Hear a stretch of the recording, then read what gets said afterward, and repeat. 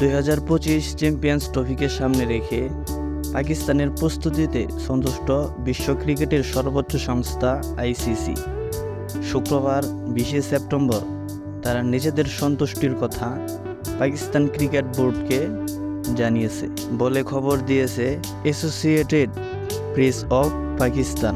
আগামী ফেব্রুয়ারিতে champions trophy আয়োজন করার কথা পাকিস্তানে, সেজন্য লাহোরের গাদ্দাফি স্টেডিয়াম, করাচির ন্যাশনাল স্টেডিয়াম এবং পিন্ডি স্টেডিয়ামের সংস্কারে বিপুল পরিমাণ অর্থ ব্যয় করেছে দেশটি।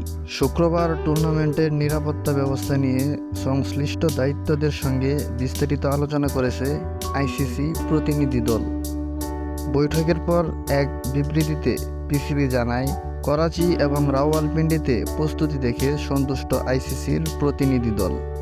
এছাড়া এই দুই শহর এবং ইসলামাবাদের নিরাপত্তা ব্যবস্থা দেখেও তারা সন্তোষ প্রকাশ করেছেন। তবে এত প্রস্তুতির পরও এখনও নির্বিঘ্নে চ্যাম্পিয়ন্স ট্রফি আয়োজন নিয়ে শঙ্কা রয়েছে। কারণ চ্যাম্পিয়ন্স ট্রফি খেলতে পাকিস্তানে যেতে অনীহা রয়েছে ভারতের। সেক্ষেত্রে শেষ পর্যন্ত হাইব্রিড পদ্ধতিতে তথা ভারতের ম্যাচগুলো পাকিস্তানের বাইরে কোনো নিরপেক্ষে ভেন্যুতে আয়োজন করার বিষয়টিও ভাবনায় রয়েছে আইসিসির।